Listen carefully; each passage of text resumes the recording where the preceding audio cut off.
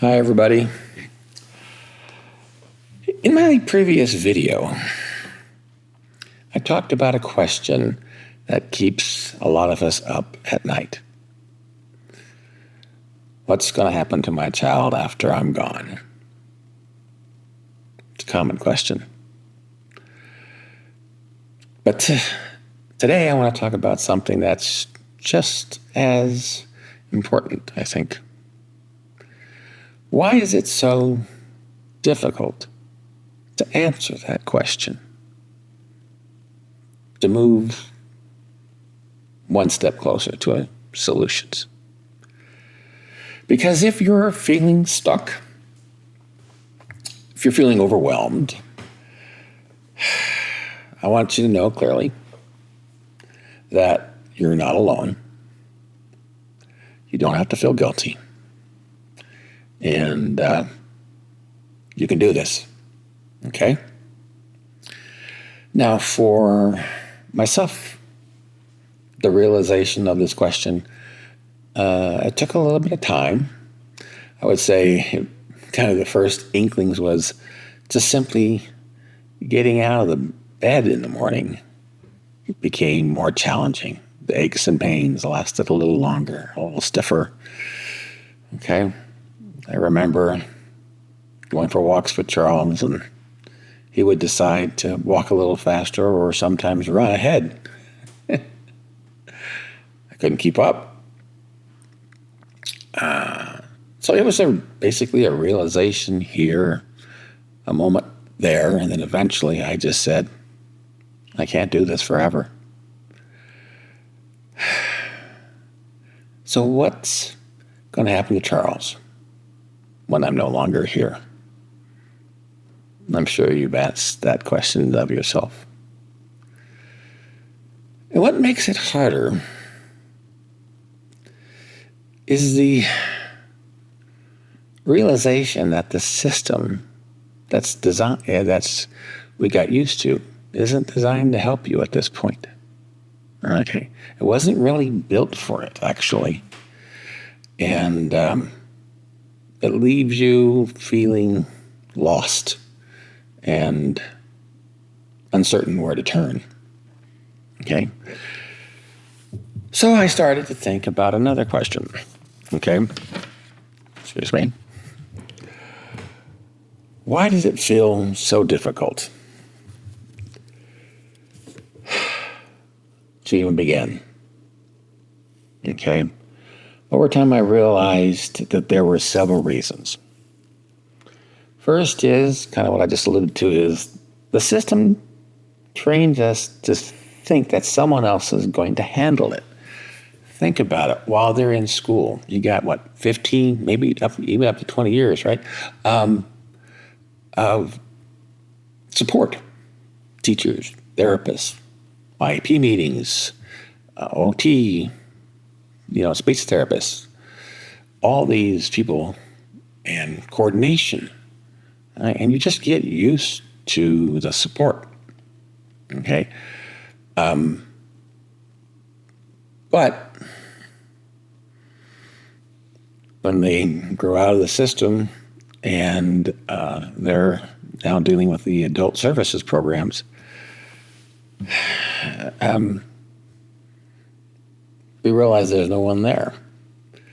And it begins to dawn on us that this is our responsibility.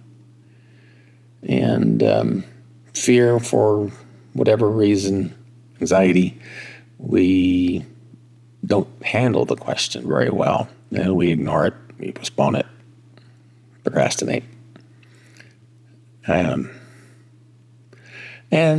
again, this is primarily because you've been conditioned that someone, something, some system is going to be there. Someone's going to help look out for your child.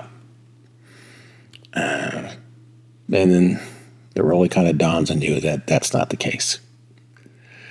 And the future becomes very uncertain. Okay, I think the second reason is just the enormous weight of this particular question. it's not your average normal planning problem, right? You're not, I don't know, planning a vacation. It's not even doing something like doing a will. It's much more complicated than that, because it's about questions of love, questions of identity. It's about the relationship between you and your child that you have forged for multiple decades. So when you begin to really address the question about the future, you're not really just solving a problem. You're talking about a life, okay?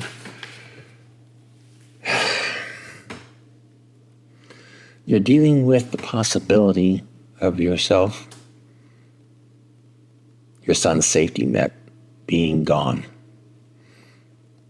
and the unknown factor of who's actually looking out for him, since it's not going to be me. And that's no small thing. It's very heavy, and it weighs on us. Okay. I think the third reason is that we just simply don't know where to begin. I mentioned this before briefly, but where do we start? There isn't a roadmap. There isn't a manual with the steps outlined for us. And, well, we got to be honest. There couldn't be anyway, because your child is unique. And just as importantly, you, and maybe just your spouse, you're both unique. So how you go about answering this question is, it's unique. Okay, so maybe the first place you start is you talk to your child. What are their concerns? What are their likes and dislikes and hopes? Okay, but maybe the first place to start is you talk to others who have traveled this path before you, and you find out that their experiences, and you kind of pick up and hopefully get some of their wisdom. But the fact is, as a group, we don't talk about this very well. In fact, we ignore it. We're not open. We're not really honest. And because it's too scary and it hits us too deeply in the core of our being. So we try to figure this out on our own in isolation, and that doesn't work very well. Okay, so we need to do something. Okay.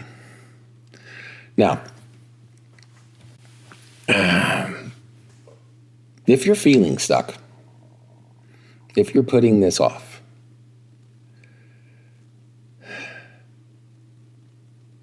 if you just can't seem to move forward, again, I want to say it, you're not alone. Don't feel guilty. You got this. Okay? You're enough to handle it. Okay? Now, what I would like to ask you, does this resonate with you? I would like you to write a comment below and share your thoughts with us. Okay?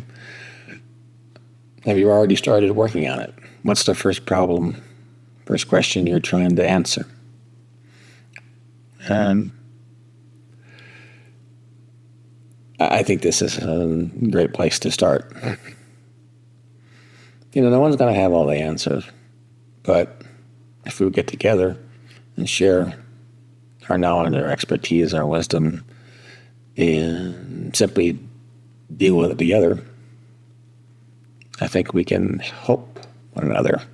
And more importantly, we can set up a plan for our children that is going to outlast us, because that's why we're here. Now, if what I'm saying resonates with you, I would like to invite you to subscribe to my channel. I would love to have you be part of the family. Okay. And if you want to go a little deeper, I am launching very soon a monthly newsletter, and there's links in the description below. I would love to, it's a free newsletter for now, and I would love to have you join the party. And let's have these conversations one at a time. All right. That's it for now. Thank you for joining me this evening. And don't forget, I see you.